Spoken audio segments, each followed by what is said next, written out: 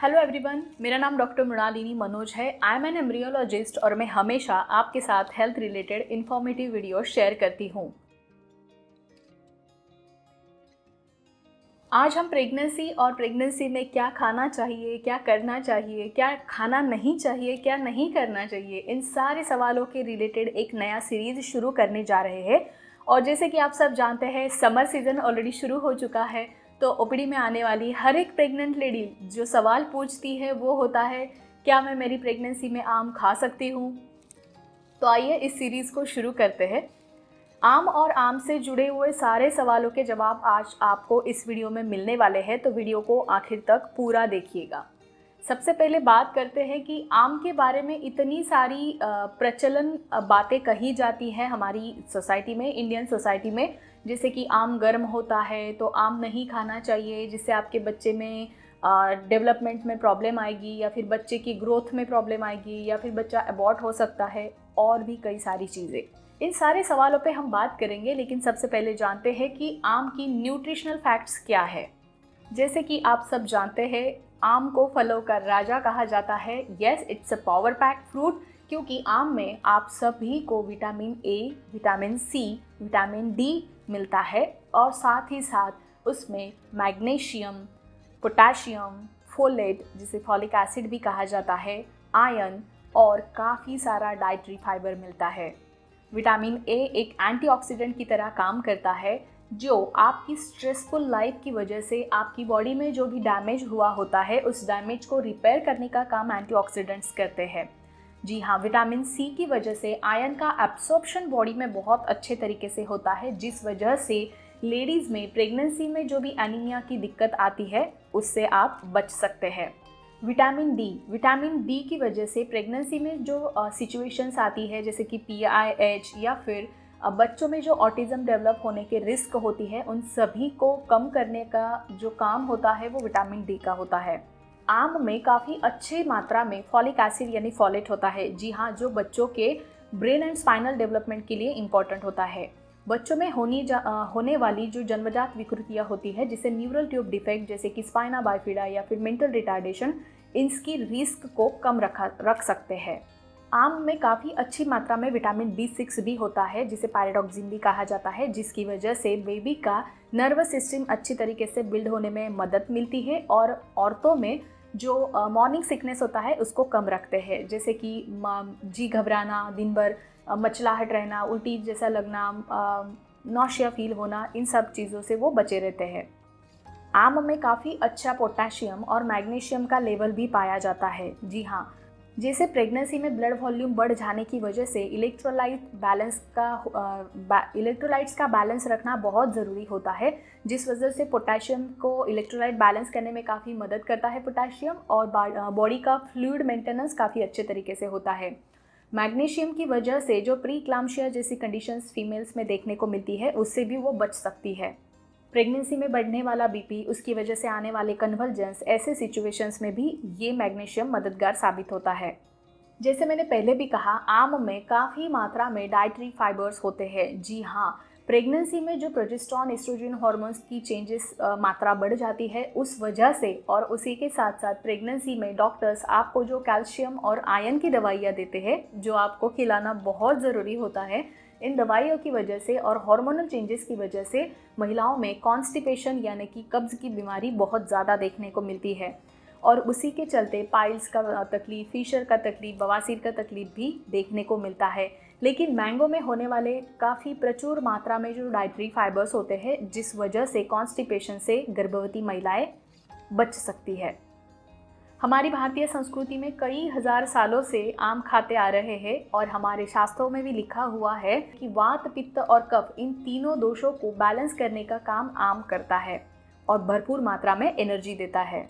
खट्टा आम, जी हाँ, कैरी की भी अगर हम बात करेंगे तो खट्टे आम में विटामिन सी और पोटेशियम की मात्रा काफ़ी ज़्यादा होती है पके हुए आम के मात्रा में। कच्चा आम आपके डाइजेशन को भी बेहतर करता है, और साथ ही साथ डिहाइड्रेशन लेवल को भी मेंटेन करने में काफ़ी मदद करता है। लेकिन रॉ मैंगो यानी कि कच्चा आम खट्टा होने की वजह से आपको खांसी या गले की खराश होने के चांसेस ज़्यादा होते हैं, जो प्रेगनेंसी में रिस्क हो सकता है। इसीलिए कच्चा मैंगो आपको ज़्यादा नहीं खाना चाहिए। इतने सारे न्यूट्रिशनल फैक्ट्स मैंगो के बारे में, आम के बारे में जानने के बाद आपका क्या ख्याल है, कितना मैंगो खाना चाहिए? आधा डज़न मैंगो हम दिन भर में खा सकते हैं? जी नहीं, आपको ऐसा बिल्कुल नहीं करना है।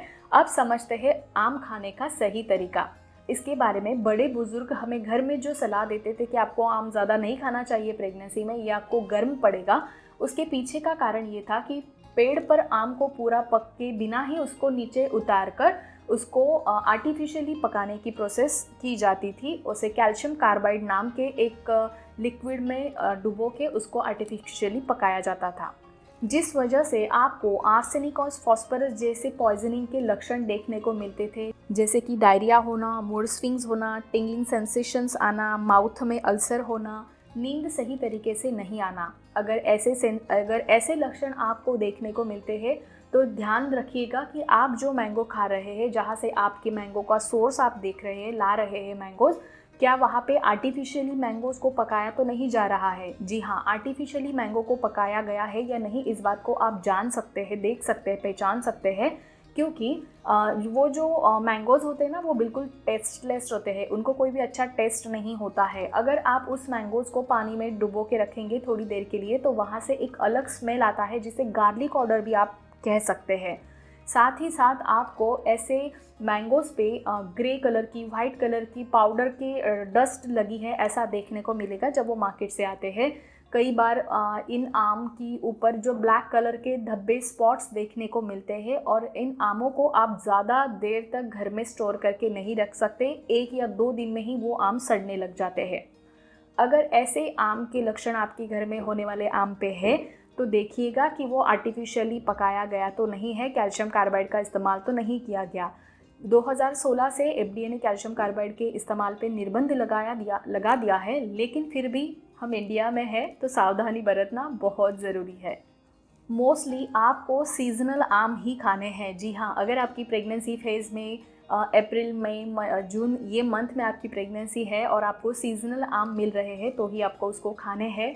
राउंड द ईयर 12 ही महीने आजकल जो आम अवेलेबल होते हैं, उन आमों को आपको नहीं खाना है, क्योंकि वो आर्टिफिशियली, जैसे अभी हमने डिस्कस किया, वैसे पकाए हुए होते हैं। सो बी अवेयर ऑफ दैट। साथ ही साथ आम जब आप मार्केट से लाते हैं, अगर वो आर्टिफिशियली पकाए भी नहीं गए हैं तो कुछ ना कुछ पेस्टिसाइड्स उस पर होते ही होते हैं। तो उस चीज़ से बचने के लिए आपको आम को अच्छे तरीके से ठंडे पानी में धोना है। मैं कहूँगी 15 मिनट से लेकर 30 मिनट तक आपको उसको पानी में डुबोए रखना है। उसके बाद आपको उसको अच्छे से वॉश करना है, कपड़े से उसको अच्छी तरीके से पोंछे, और उसके बाद ही आपको उसको खाना है। कई बार सॉल्ट वाटर, विनेगर वाटर या फिर टमरिन वाटर भी मैंगोज़ को या फलों को वॉश करने के लिए यूज़ किया जाता है कई घरों में, वो भी एक अच्छी आदत है। अब बात आती है कि आम को कितनी मात्रा में खाना चाहिए या कितने आम हम खा सकते हैं। जी हाँ, अगर किसी भी चीज़ का अगर आप ओवरडू करते हैं तो उसका आपको नुकसान ही होने वाला है। सो डोंट ओवरडू इट, कितना भी उसका न्यूट्रिशनल वैल्यू अच्छा हो, लेकिन आपको ये जानना बहुत ज़रूरी है कि आम एक हाई कैलोरी फूड है, फ्रूट है। It's like a calorie bomb. So आपको अगर मोटापा बहुत ज़्यादा है, जैसे प्रेगनेंसी में 12 से 18 केजी का वज़न बढ़ना एक नॉर्मल बात है, लेकिन अगर आपका वज़न उससे ज़्यादा बढ़ रहा है प्रेगनेंसी में, तो आपको आम थोड़ा कम मात्रा में खाना चाहिए, अगर आप मोटापे के शिकार है, ओबेसिटी के शिकार है तो। साथ ही साथ अगर आपको पहले से डायबिटीज़ था या फिर प्रेगनेंसी में आपको डायबिटीज़ हुआ है, तो ऐसे केसेस में भी आपको आम को कम मात्रा में खाना चाहिए, क्योंकि आम की वजह से शुगर लेवल बहुत ज़्यादा बढ़ जाती है और जिस वजह से प्रॉब्लम्स हो सकते हैं।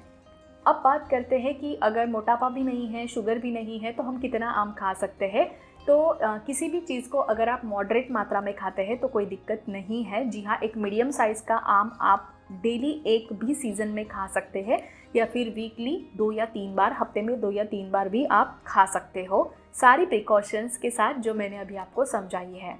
आम कब खाना चाहिए, ये भी एक सवाल पूछते हैं लेडीज़ कि मेरे ख्याल से आपको आम, जैसे कैलोरी रिच फ्रूट है, बहुत ज़्यादा कैलोरीज है आम में, तो आप उसको ब्रेकफास्ट, लंच या दोपहर 2-3 बजे तक आप उसको खा सकते हैं, ताकि कैलोरी बर्निंग होने में आपको आगे शाम तक मदद मिलेगी। लेकिन शाम के टाइम में इवनिंग स्नैक्स या फिर डिनर में आपको आम नहीं खाना चाहिए।